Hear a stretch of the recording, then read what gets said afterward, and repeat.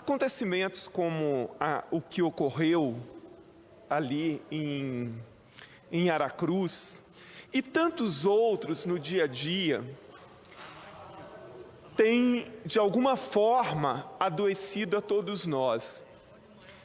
Se a gente observa, nós todos, é muito raro você encontrar uma pessoa que não esteja ansiosa, que não tenha síndrome de pânico, que não esteja com problema para dormir, que não esteja estressado, que não esteja angustiado.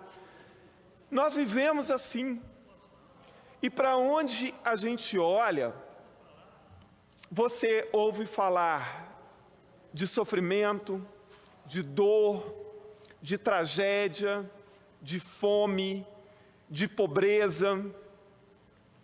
E a gente chega um determinado momento que a gente parece que até perde a esperança na humanidade. Que a gente parece que não vê solução, parece que as coisas não vão melhorar, parece que é daqui para pior. Essa é uma sensação ruim, angustiante, que você nota nas pessoas o tempo inteiro. E muitas vezes a gente repete assim,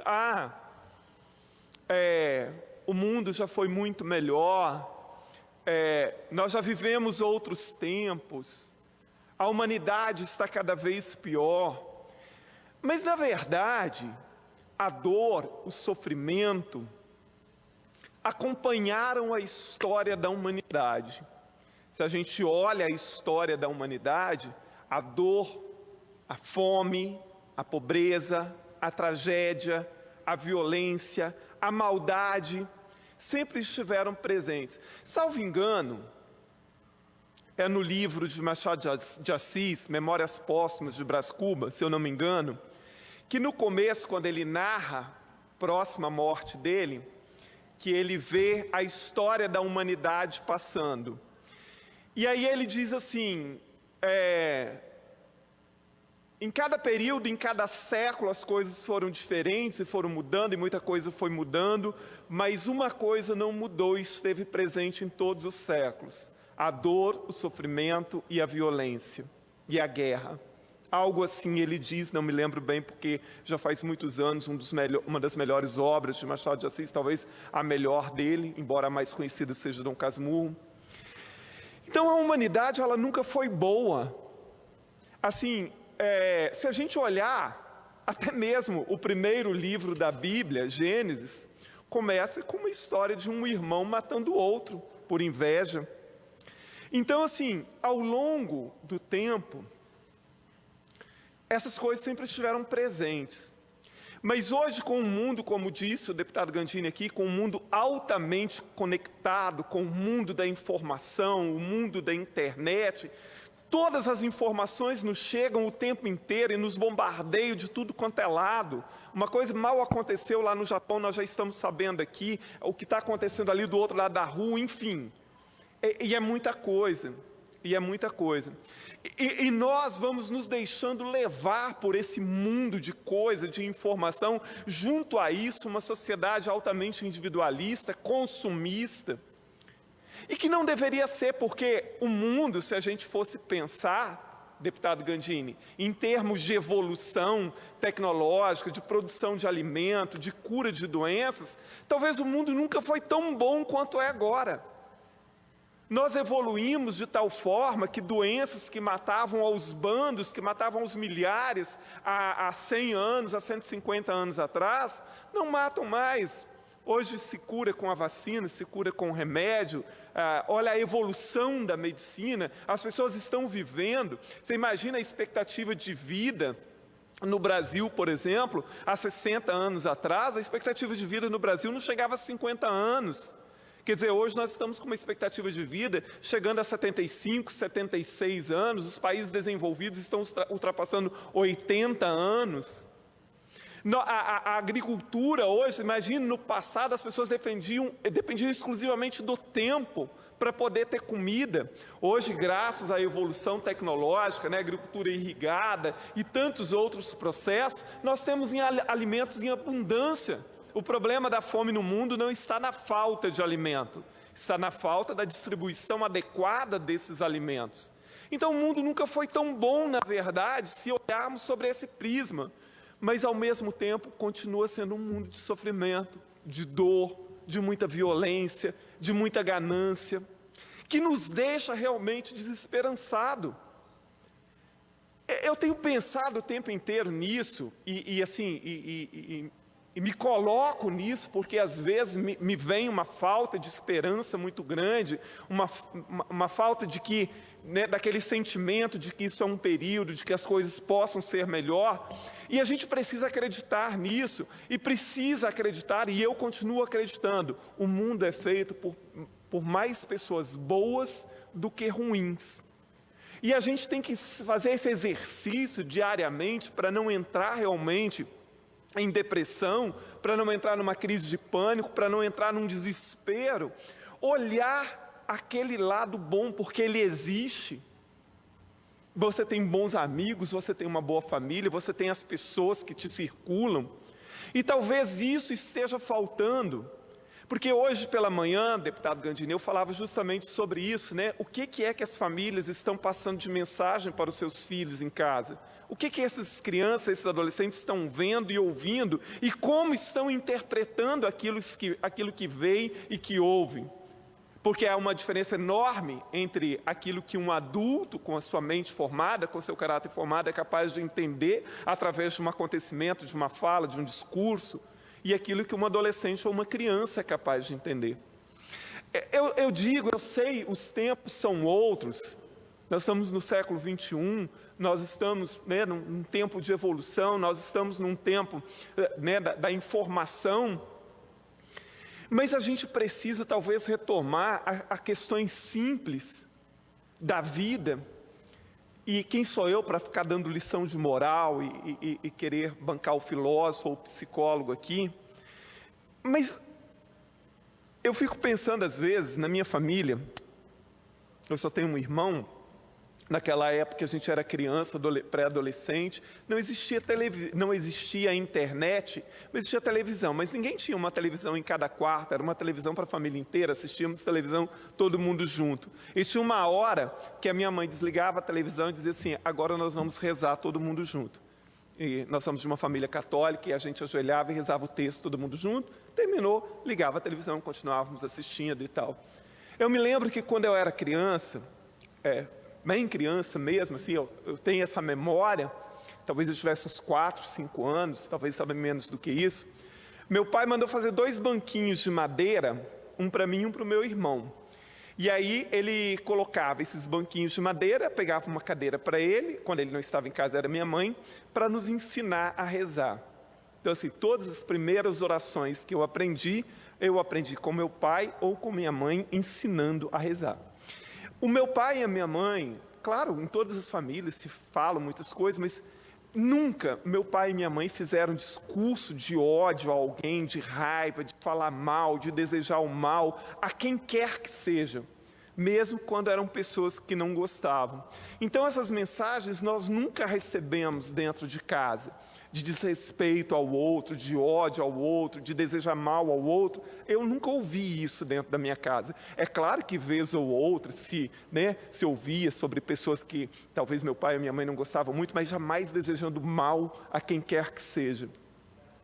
E assim, e lá em casa a gente almoçava, pelo menos no domingo, era todo mundo junto, todo mundo tinha que sentar à mesa, mesmo que não estivesse com fome, mas tinha que comer. E a hora de comer era aquela, não era a hora que cada um quisesse, era aquela. E curiosamente, como eu disse, né, eu só tenho um irmão e meus pais moram em Santa Maria de Jetibá e a gente não, assim, eu não tenho como ir com frequência lá, mas eu vou bastante lá. Então, quando eu vou no final de semana, minha mãe já tem 75 anos, mas ela adora fazer a comida que eu gosto, e eu gosto muito de comida caseira, e aí ela faz, normalmente no sábado à noite, ela faz um frango caipira com batata e coloca à mesa, coloca nas panelas mesmo, nem coloca em travessas e tal. E a gente então se senta para jantar, e para ela jantar tem que ser 7 horas. 7 horas, porque senão depois fica muito tarde. E a gente conversa, e a gente relembra o passado, e a gente desliga tudo e é ali para conversar um pouco e ouvir, enfim. Talvez essas coisas estejam faltando para a gente voltar àquilo que faz diferença na vida de uma pessoa.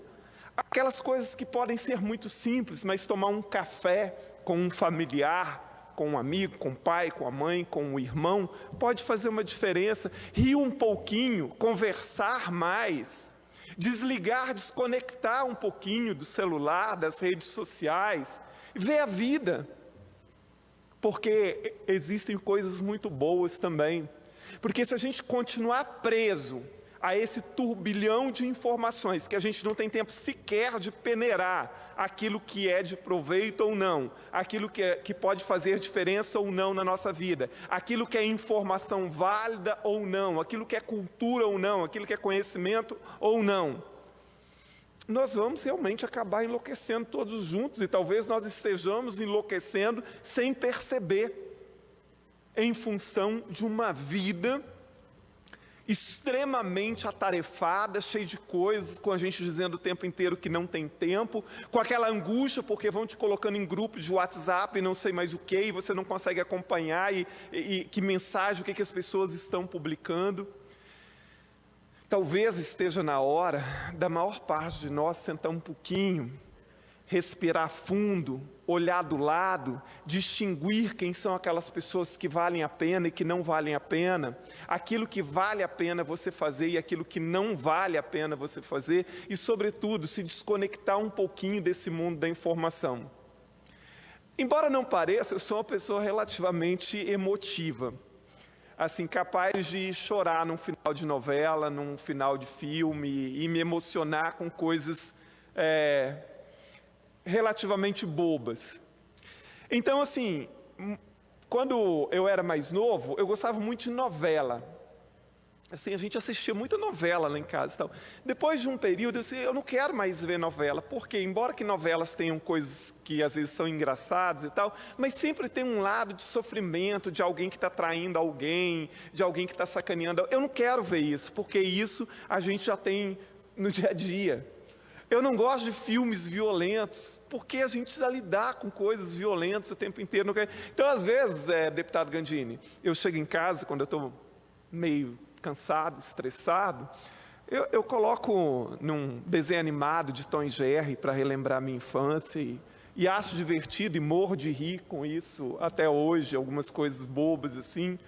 Ou então coloco no YouTube para ver um clipe de uma música que eu gosto e que fez parte da minha juventude, da minha infância ou da minha adolescência, ou uma cena de um filme bacana que eu me lembro e tal, e que é gostoso você rever, para tentar desintoxicar o dia a dia, né? Esse mundo que não é fácil. Mas não é fácil, mas é bom. E eu vou continuar acreditando que este mundo é composto por mais gente boa do que por mais gente ruim, em todos os aspectos. E que essas pessoas boas que existem no mundo, elas vão continuar fazendo diferença no mundo. E elas vão fazer diferença na vida de outras pessoas, e elas vão fazer diferença na minha vida, e eu posso fazer diferença na vida delas também. Porque assim, não está fácil lidar realmente com todas essas questões.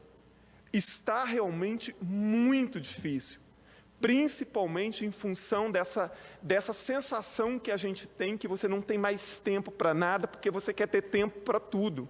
Você quer ter tempo para a televisão, você quer ter tempo para a rede social, você quer ter tempo para cuidar de você, você quer ter tempo para cuidar dos outros, você quer ter tempo para trabalhar, você quer ter... A gente tem que começar a selecionar e descartar aquilo que não faz diferença ou aquilo que está fazendo mal. E mentalizar em coisas positivas e ver coisas positivas. Se, assim, eu às vezes fico em casa e às vezes pego para ver um filme, eu me lembro às vezes de um filme bobo que eu vi na sessão da tarde há muito tempo, e aí começo a procurar ver se esse filme ainda existe. E quero ver de novo, eu já sei o final e tal, mas eu quero ver de novo porque tem uma mensagem boa ali, tem algo de positivo, tem algo que me causa esperança. E claro, assim, eu sou católico, praticante, acredito muito em Deus e vou aos domingos à igreja e tenho a minha crença e rezo permanentemente, acredito muito em Deus, embora não misture religião com política. Isso também é muito bom. E se você anda meio desesperançado, olhe para o passado da humanidade, já foi pior. E olhe o mundo com um lado mais positivo, com um filtro do olhar mais positivo. Olha para aquele que está do seu lado e que gosta de você, seja seu pai, seu irmão, seu amigo, seu filho, sua avó, seu avô. E isso vai dando força para a gente continuar. A gente não pode se deixar levar por tanta maldade e tanto sofrimento, porque tem a outra parte. Tem a parte positiva, a parte boa, a parte da solidariedade, da fraternidade, da amizade, do amor, das belezas que essa vida tem e de quanta coisa boa a evolução da humanidade também nos trouxe. Imagine se aqueles que viveram há 100, 150 anos atrás tivessem a oportunidade de ter as oportunidades que nós temos hoje, em função daquilo que foi criado ao longo de todas essas décadas e de todos esses séculos. Então eu sei que não está fácil, e às vezes eu também me encontro numa situação de desesperança também, mas a gente não pode deixar o barco afundar, a gente tem que acreditar, porque dias melhores virão. Eu já sei, eu disse uma vez, eu falei isso uma vez aqui, Pascal foi um filósofo, também matemático, e ele era muito religioso. E Pascal, em função de que era um intelectual, se eu não me engano era físico também, ele dizia que não existia como você provar matematicamente a existência de Deus. Porque assim, ele dizia que existia 50% de probabilidade de Deus existir e 50% de não existir. Mas isso não tinha como provar. Mas que o fato de você acreditar era sempre muito mais positivo do que você não acreditar. Porque ele dizia assim, olha, se você acreditar, então você vai se esforçar para ter uma vida melhor, para acreditar em coisas boas, para ter boas crenças, para ter uma vida mais regrada. E se chegar lá no final, você descobrir que Deus não existe, valeu a pena, porque você teve uma vida mais regrada, uma vida acreditando numa coisa boa. E se ele existe, tanto melhor, você apostou no que estava correto. Muitas vezes você encontra textos chamando isso de a aposta de Pascal. Então eu sempre dizia para os meus alunos na sala de aula, que quando eu conheci um pouco de Pascal, nunca estudei profundamente, estudei só um pouco na época do mestrado, mas desde que eu li um pouco sobre Pascal, depois eu comprei um livro sobre a história da vida dele e tal, eu fiz uma interpretação dessa aposta de Pascal, de tentar sempre apostar no melhor, de sempre apostar que amanhã vai ser um dia melhor do que hoje. Não quer dizer amanhã especificamente, eu estou me referindo ao futuro, pode ser semana que vem, mês que vem, daqui a 10 anos, não sei, mas que pode ser melhor do que hoje. E se eu apostar sempre naquilo que é o melhor, sempre terá valido a pena, independente disso se cumprir ou não.